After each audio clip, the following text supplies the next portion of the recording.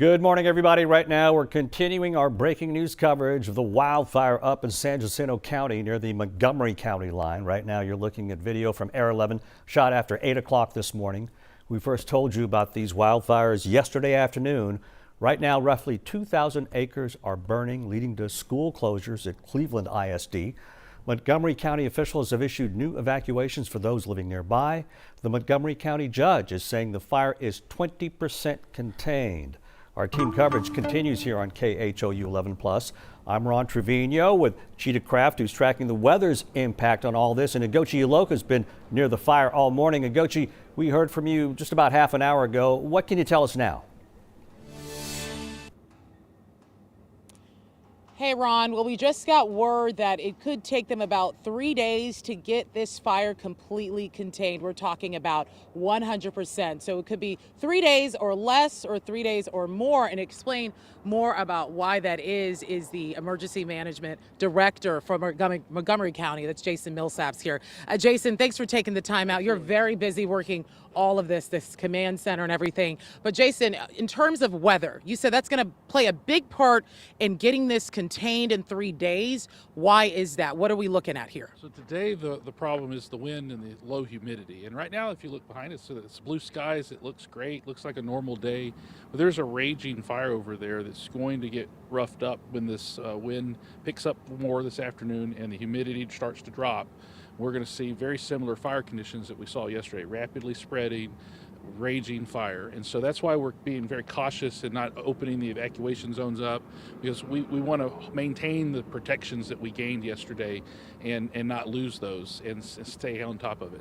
The next couple of days, the weather starts to help. The humidity stays higher, the winds start to die down, temperatures are in our favor.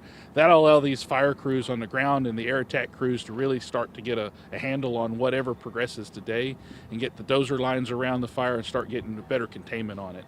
And then once we get good containment, it'll burn itself out and we can let it go. But a wildfire will continue to burn for days and weeks beyond containment. So the people in the area may still see some smoke, but that doesn't mean that it's a threat to the area at that point. We do have containment. But as of right now, we're at 2,000 acres and 20% containment. So we still have a lot of work to do, and today's weather is not helping us. Not helping at all. And how does it make it that more challenging in terms of agencies and firefighters in their roles that they play and their part in containing it? It's just very difficult for a firefighter to really get a handle on things when the wind can shift in a minute, and they got fire coming at them, then they got fire moving to the east or the west. It's changing ever so often, and that can really cause a significant problem for the firefighters on the ground and in the air as they have to adjust their strategies very quickly. Now, the different agencies earlier, you had mentioned it's about 50 agencies, about 120 firefighters. There's a lot of people working together to help just contain this fire. Can we stress really the magnitude of this fire?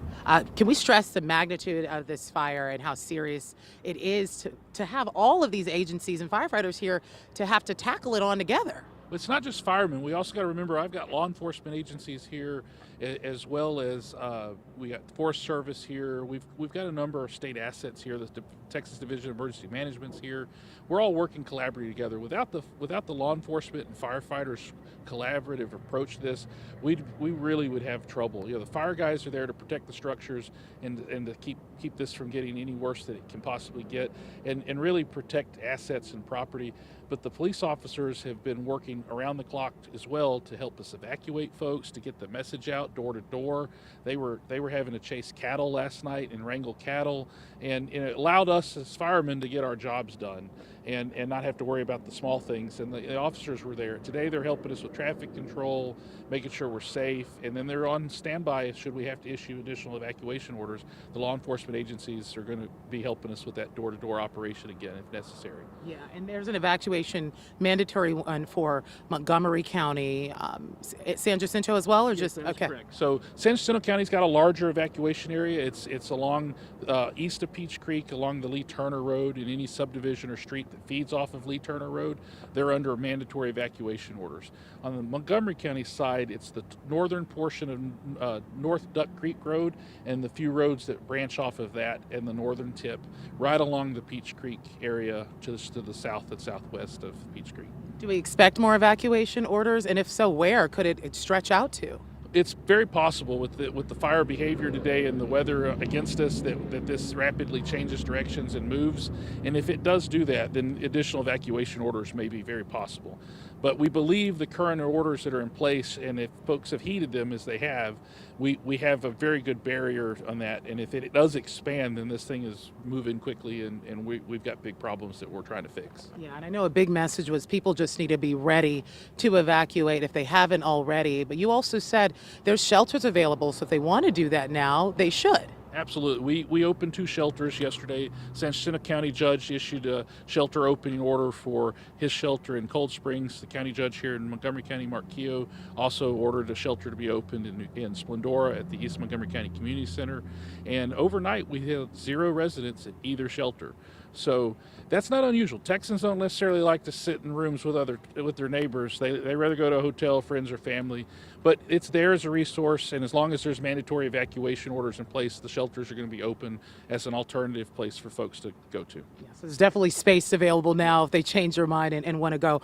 One of my last questions I really wanted to touch base on was, we mentioned the different law enforcement agencies. You touched on how police really played their part in helping. Without them, firefighters wouldn't be able to do their jobs. Can you talk a little bit more about the other agencies involved and the roles they play and how this makes it a big collaborative effort to fight this fire? So everyone on the fire has a job to do, and they do it well.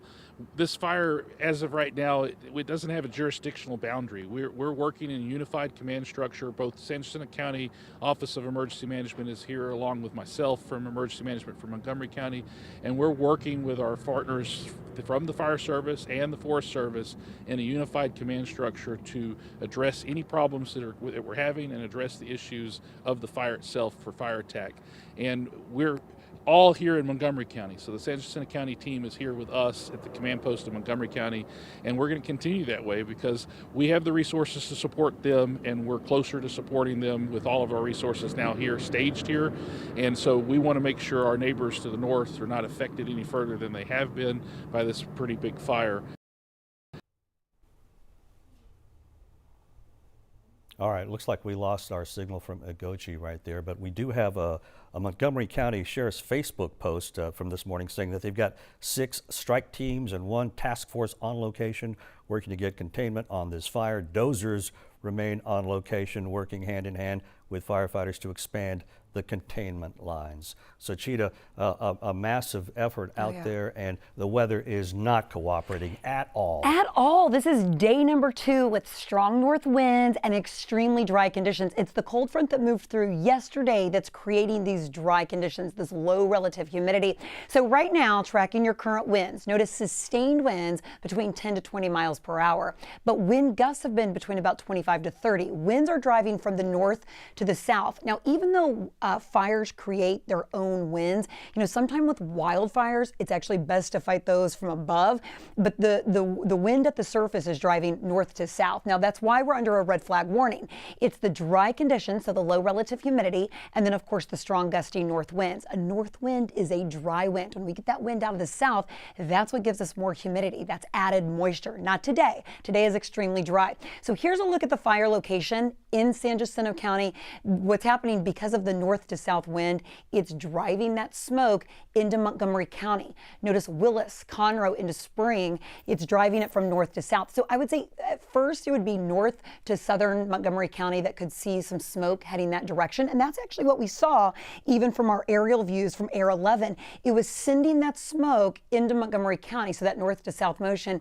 But when you're dealing with wildfires, again, it creates its own wind. So sometimes that smoke can start to become even widespread east or west of there. So we will be monitoring the air quality. I will give you some good news. I've been watching this all morning long for you, and it hasn't changed. It's still under that good category. So if anything changes, of course, we'll let you know. Now I'm going to take you into future motion with our winds. A lot of you have been asking, when will the winds finally die down? I think it's this evening, because even 2 o'clock this afternoon, still tracking gusts around 25 miles per hour. I put this into further future motion once we get into the evening. Notice how even the gusts start to taper down. So that's good indication. I think late this evening and overnight, they do start to taper down. Now this is brand new information. So if you're watching this, you saw a different report even on our early morning show. Our latest drought monitor was just released. It comes out every Thursday morning about 10:30, so just about 40 minutes ago.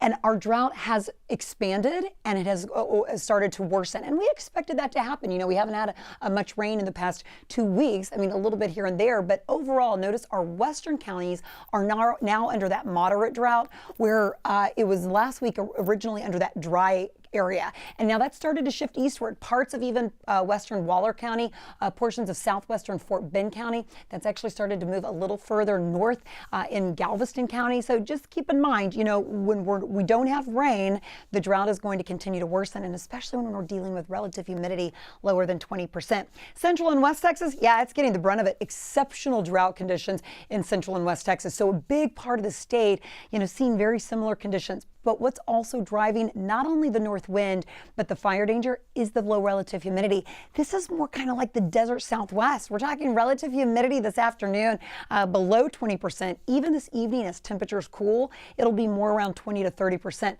That doesn't happen all the time here, right? These pure sunny days without any clouds, they can be beautiful days, but it also equals this high fire danger.